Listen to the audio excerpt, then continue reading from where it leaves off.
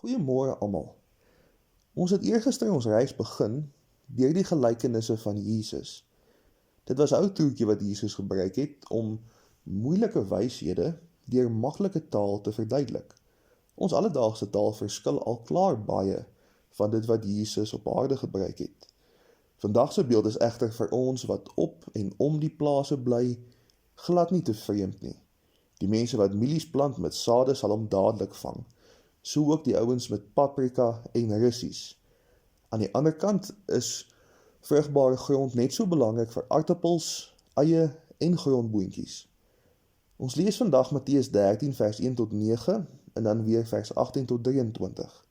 Dit is die bekende gelykenis van die saaier. Dieselfde nag het Jesus van die huis af gegaan en by die see gaan sit. 'n Groot menigte het so om hom saamgedrom dat hy in 'n skuit geklim en daar gaan sit het. Maar die mense het almal op die strand bly staan. Hy het hulle baie dinge in gelykenisse vertel en onder andere gesê: 'n saaier het eendag gaan saai. Met die saai het 'n deel van die saad op die pad geval en die voëls het gekom en dit opgepik. 'n Ander deel daarvan het op klipbanke geval, waar daar nie baie grond was nie, en dit het gou opgekom omdat die grond nie diep was nie. Maar toe die son warm word, is dit verskroei, en omdat dit nie wortel geskiet het nie, het dit verdroog. 'n Ander deel het tussen die onkruid geval, en die onkruid het opgekom en dit laat verstik. Die ander saad het in goeie grond geval en 'n oes opgelewer, party 100voudig, ander 60voudig en ander 30voudig. Wie oor het, moet luister. Luister julle dan na wat die gelykenis van die saaier beteken. Die bose kom by elkeen wat die woord van die koninkryk hoor, maar dit nie verstaan nie, en vat dan weg wat in sy hart gesaai is. Dit is hy by wie daar op die pad gesaai is. Die man weer by wie daar op die klipbanke gesaai is hy wat die woord hoor en dit dadelik met blydskap aanneem. Hy laat dit egter nie by hom wortel skiet nie, en hy hou nie lank uit nie. As hy ter wille van die woord verdruk of vervolg word hy gou afvallig. Die man by wie daar tussen die onkruid gesaai is hy wat die woord hoor, maar die bekommernisse van die lewe en die verleidelikheid van rykdom verstik die woord, en dit bly sonder vrug. Die man by wie daar op goeie grond gesaai is hy wat die woord hoor en dit verstaan. Hy dra inderdaad vrug en lewer 'n oes, soms 100voudig, soms 60voudig, soms 30voudig. Nou Jesus praat die hele tyd hierso van hy en van 'n man, maar ons weet dat sy gelykenis ook op toepassing is van dames. Nou ek moet bieg dat in die 2 jaar op Louwna moet ek nog 'n mielieoes oplewer. Ek is nie die beste tuinier nie, maar die grond in die dorp self is baie klipperig en plek is dit ook baie kalkerig. Een van die gesoute inwoners het al vir my gesê dat dit maar sukkel om iets onder die grond te kweek. Baie mense het die mooiste tuine, maar gewasse soos wortels of eie aard nie sommer nie. Toe Jesus hierdie gelykenis vertel het, was daar baie mense in Palestina wat hom nie geken het nie. Die goeie nuus van God se koninkryk en van die Jesus beweging was maar nog relatief nuut gewees. Toe was dit maklik om te praat van 'n eerste reaksie. In vandag se tyd sou ons moontlik meer waarde daarin vind om van 'n volgehoue reaksie te praat. Dis nie soseer ons optrede as ons die eerste keer lees van Jesus nie, maar ons hele lewenswyse teenoor hom. Jesus gee vir ons 4 baie insiggewende perspektiewe op geloof. Uiteraard word dit vir ons ook 3 waarskuwings en 1 aanmoediging. Ons wil mos nie die onvrugbare grond wees nie, so ons probeer by die goeie grond inpas. Aan die ander kant weet ons ook dat alle mense wat die woord van Jesus hoor, nie dieselfde teenoor hom gaan reageer nie. Die een groep mense val onder ongeloof. Party mense kom net nooit op 'n punt waar hulle aanvaar dat Jesus hulle koning is nie. Dis nie van onkunde nie, maar van 'n hardkoppige verwerping van Jesus se genade. Nou wat kan 'n mens meer sê? Die volgende groep sou ons kon beskryf as die mooi weersvriende van Jesus. Dis vir hulle baie lekker om in Jesus te glo, maar dis 'n vreemde manier van glo. Ons hoor dit gereeld vandag nog in ons dorpe, en selfs op TV. Stop as die volgende bekend klink.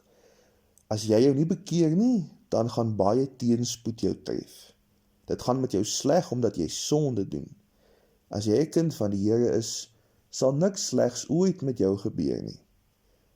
Nou my een kollega vertel vir my van soveel gebroke harte waarmee hy te doen het op 'n daaglikse basis oor hierdie soort geloof. As jy vir mense sê rampe kan nie met gelowiges gebeur nie, dan is alle slagoffers mos ongelowig, nie waar nie. Dis baie lekker om hierdie oordrewe optimisme aan te hang, maar dit is nie realisties nie. Moeilike tye tref almal, en Jesus benadruk dat dit selfs met sy volgelinge gebeur. Die volgende groep hang weer oor na die ander kant, die hooplose mense. Vir hulle is hulle geloof belangrik, maar daar is baie ander sake wat vir hulle belangriker is. Hulle vra nie na die betekenis van die nagmaal nie, maar na wat die wyn en die brood kos. Iewers moet ons erken dat die Heilige Gees nie die verantwoordelikheid van mense is nie. Dankie tog dit is nie, wat op ons eie kan ons nooit soveel doen as wat God deur ons kan doen nie. Ons moet ook vra wat werklik belangrik is, die omgee oor 'n medemens, of hoe die wynkelkies blink. Rykdom word spesifiek genoem, nie omdat ryk mense ongelowig is nie, maar omdat gierigheid sonde is. Ons is op 'n gevaarlike plek as ons eerste prioriteit nie is hoe ons vir Jesus kan dien nie. Elke soort talent en vaardigheid is noodsaaklik vir enige gemeente, maar dan kom die vraag, waarom is ons Christene, en wat is vir ons belangrik om te doen? Daar is baie kwessies waaraan die kinders van God aandag moet gee, tog is nie een van daardie kwessies so belangrik soos God self nie. Die laaste groep wat Jesus noem, is die een waar almal van ons wil wees. Baie is reeds daar, en ons sien die vrug van hulle lewens. Hierdie vrug, hierdie oes, is ook 'n seën vir die mense rondom hulle. Sondag wat verby is, het ek gesê dat ons nie altyd die impak van ons lewens kan sien nie. Komende Sondag lees ons dat daar nie iets soos 'n klein goeie daad in God se koninkryk is nie. Die liefde tussen die Here en ons spoel ook oor na ons naaste. Liefde vir God beteken altyd ook liefde vir my naaste.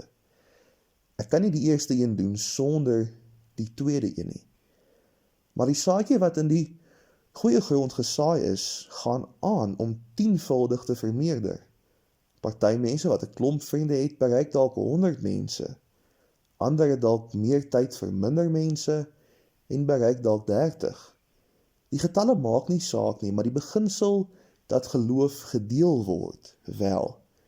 En elke saadjie wat uit mense in goeie grond uitkom, kan op sy beurt weer sy eie groot oes invorder. Dalk moet jy vandag hoor dat uitdagings nie 'n teken is van God se afwesigheid nie. Miskien moet jy hoor dat daar geen duisternis is waar jy buite God se bereik is nie. Maar daar waar jy is, dra jou vrug, en die saadjies wat om jou opkom, sal vir baie mense en baie lewens tot seën wees. Amen. Here Jesus, ons wil vir U dankie sê dat U deur maklike taal vir ons moeilike konsepte kom verduidelik. Here, ons weet dat selfs al lewe ons beste getuienis vir U, dat almal nie dieselfde gaan reageer nie. Here, ons bid ook dat U ons sal help, dat ons almal sal wees soos mense by wie daar in vrugbare grond gesaai is, en dat ons die liefde wat daar is tussen ons en U ook sal uitstort na die mense rondom ons. Here, ons bid dat U met elkeen van ons sal wees, en dat U ons en ons geliefdes in U hand sal hou vandag. Amen.